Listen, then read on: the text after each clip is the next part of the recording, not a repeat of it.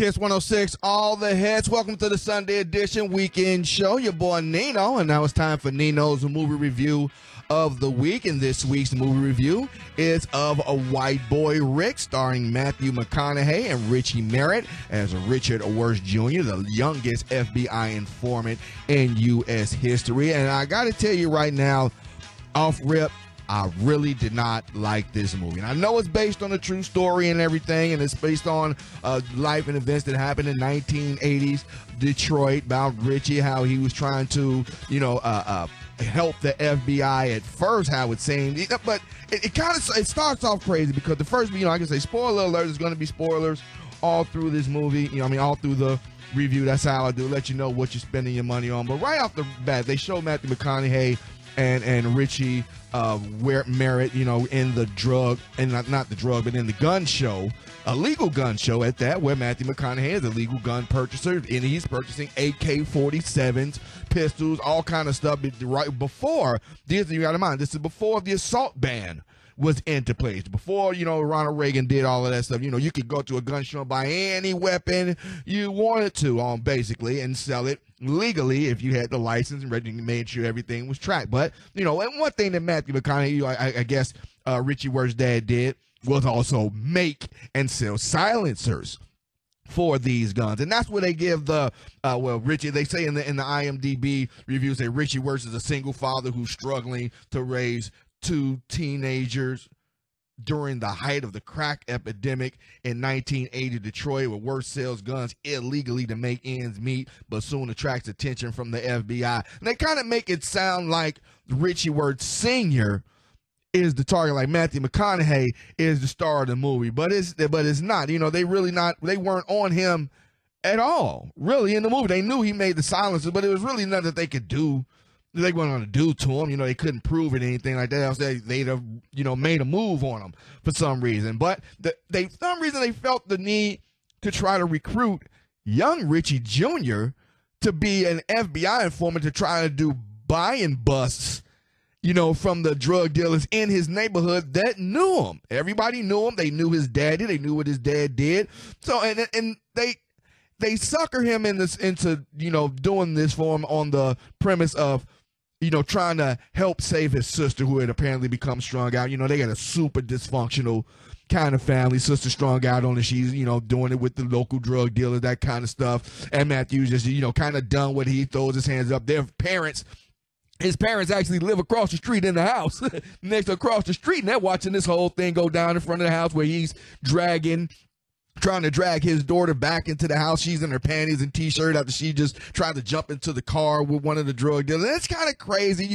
They're trying to show the dysfunction of the family. But even that scene right there was a little unbelievable because she runs out, in her underwear trying to chase the drug dealer that Matthew McConaughey just chased out of the house with an AK-47. And dude is walking out like real casually, like, no, this gun runner's not going to shoot me for having sex with his daughter in his house. He just walks out the house real casually and calm. I'm like, no, that's not that's not believable. But they try to recruit young Richie, on the premise of trying to help his sister, and so they give him a couple, dollars, couple 20s, mark 20s to go down to the local drug house, and they even ask about his sister, because he said, you don't look like a dope head, You're like, no, it's for my sister. You're like, is your sister fine? But I thought everybody in the neighborhood knew the sister. Who else was she getting her drugs from? How did they know about this drug house? I thought they would know it. Richie Wirtz's sister, who's the daughter of the gun runner of the neighborhood. But apparently he didn't know, act like he didn't know Richie's sister. He sells him the drugs, and the next scene you see is Richie in the car with the police detectives telling him, oh, I'm out. I'm not doing this anymore. You can do it without me, blah, blah, blah, blah, blah. You're trying to get me killed. So technically, he's out of the game now. He doesn't have to. But as a reward for doing what he did, one of the officers in the backseat, the black officer, tosses him like $9,000 worth of cocaine and a saran wrap, and just like, here, that's your reward. And at first Richie's like, no, I don't want this, blah, blah, blah, and tosses it back. And then okay, well, kid, I keep it myself then, you know. And then the lady detective in the front like, no, we're not going to come after you for that. That's just your reward, blah, blah, blah. So it's kind of like the bait and switch. They gave him a taste of it to get him kicked off. So he goes, sells all, you know, converts it into rock cocaine and sells all of it, all $9,000 worth of it, and makes it and hides the box under his bed. He doesn't splurge, doesn't buy anything. Then for some reason, Matthew McConaughey, he's out in the back alley somewhere selling pistols to two white girls in the alley in 1980. Detroit pulls out a Magnum and he looks over the hood of the back of his car and sees little Richie riding in the car with the police detectives in the back. You know, they don't see him, but he sees them. So he's like, oh, what's going on here? So he rushes back to the house, finds the box of money and all that kind of stuff, tells Richie, no, we don't need to be doing this, blah, blah, blah. Now, mind you, Matthew McConaughey has a plan to open up a video store during the week. This is one of his side plans. He's selling the guns and adding the silencers on to them to try to make a little bit extra money. He calls it the fries with the burger, you know, to try to save up enough money so they can open up their video store and sell VHS videos for movie. They had a whole house full of them, according to the movie. But for some reason, Matthew McConaughey is convinced by young Richie to start selling drugs. Matthew McConaughey fights it at first, like, no, we don't need to do that. But then young Richie finds out he has a daughter on the way. So he tells him, like, Dad, we both got daughters. We're both trying to take care of our families. We really need to start doing this. We can make a lot of money. I know how to do it. I know the game. I know the players. We really need to start doing this. We got to start making some money. We're dysfunctional. We're not going to make it. But I'm thinking, y'all got $9,000 in a box.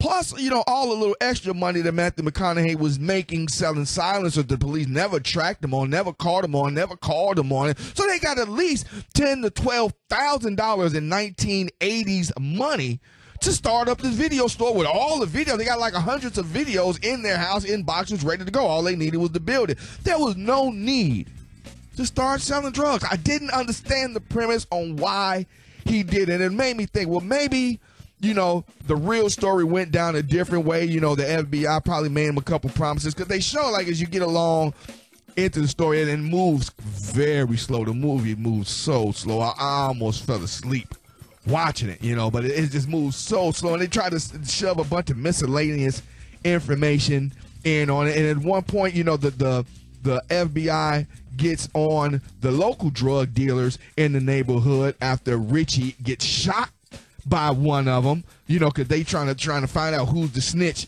in the group. They think it might be Richie, but Richie wasn't actually the snitch. It was somebody else that was doing it. But Richie did the buy and bust for one of the other drug dealers, on one of the other drug dealers early in the movie. But it had nothing to do while they were trying to clean house. Now they went around and they had a beef. One of the local drug dealers had a beef with one of the other local drug dealers, and they met up at like a Hearns fight. And one of the drug dealer that Richie was actually selling for and working, he was no drug kingpin by any means that they keep trying to say in the movie. He wasn't a drug kingpin at all. He was selling drugs for these local drug dealers, selling bags and moving bags. He was no kingpin whatsoever. But when the kingpin got nervous and thought that somebody was snitching, he started trying to clean house, but he ended up getting caught anyway and going to jail. So Richie ends up hooking up with the drug dealer's girlfriend that he leaves behind, and they ended up, you know, somehow mixing together. While Rick still has another, because he's into the black girls. Oh yeah, he's got fever. He's got that chocolate fever for real. He likes the black girls. But he's cheating on one girl for the other girl. He's cheating on his baby mama for this other drug kingpin's girlfriend, you know, and they scheme up a plan to try to take the organization back over, and then they ended up running. I mean, like the next couple of scenes, it doesn't go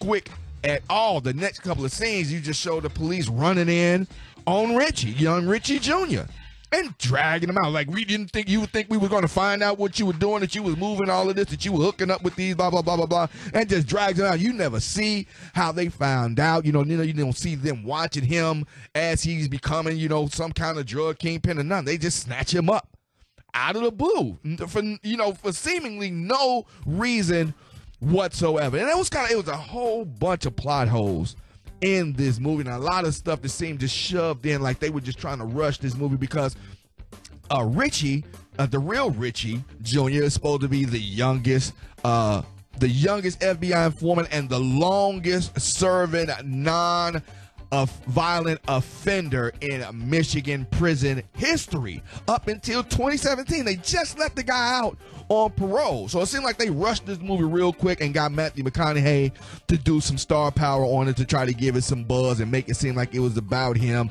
But really, the storyline, the plot is really kind of boring. It just seems like they made an example out of Rick because he was dealing with drug dealers that they really didn't approve of. You know, this little white boy, you know, dealing with these black guys and dealing with drug dealers. We're going to teach you and show you a lesson. And they slam him. They made him all kind of fake promises, wouldn't put anything on paper according to it, but he believed them. Matthew McConaughey took it. They never got a lawyer.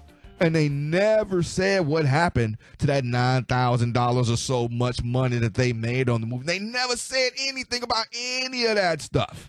You know, there's a whole bunch of plot holes going on in that movie. So I think this movie, White Boy Rick, I think they rushed it. This is a movie you really could wait until it comes on Netflix or maybe some free streaming site that you might go to, or even just wait until it comes on TV, because it could have been better as like a 6-part miniseries to me instead of a movie the way that they put it together, because it is just so slow, so drawn out, and so many plot holes in this movie. They just really don't make much sense on that. Plus, it's kind of misleading in the trailers and everything, making it seem like there's so much action going on, but that's all action that's in the movie, you know, at all. And it's not really about Rick Wirsch. It's about Rick Wirsch Jr., who is White Boy Rick. Matthew McConaughey is Rick Wirsch Sr., who's the legal gun seller. So, I mean, they're really very misleading with this movie, and I think the bulk of that $29 million probably went to Matthew McConaughey. So, to me, you can save your money on White Boy Rick. You can wait till it comes out,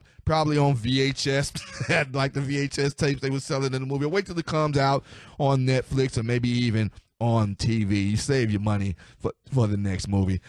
We got Loud, Calendar, Imagine Dragons coming up next, and probably my next video will be of Predators or something like that. I don't know. I'll let you know. Subscribe below on the button so you can keep up to date on everything that's going on, all my movie reviews. Check out some of the other videos I've done on Kiss 106 Evansville, and be sure to subscribe right here on the button below.